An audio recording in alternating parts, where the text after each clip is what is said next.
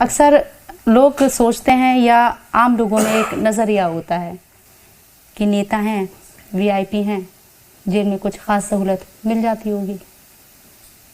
جی ملی تھی، خوب سہولت ملی تھی، تنہائیاں ملی تھیں، اکیلاپن ملا تھا. ہم بھیڑ میں رہنے والے لوگ کبھی کبھی تنہائیوں کو ترس جاتے تھے، تو دل بھر کے ملی تھی. گندگیاں ملی تھیں، سانپ بچھو بچھ کپڑے ملے تھے. آس پاس کی کوٹریوں میں لوگ تھے آپ کے؟ پھانسی گھر ہے وہ، وہاں پھانسی کے ملزم رکھے جاتے تھے. کبھی دہشت آپ کو لگی؟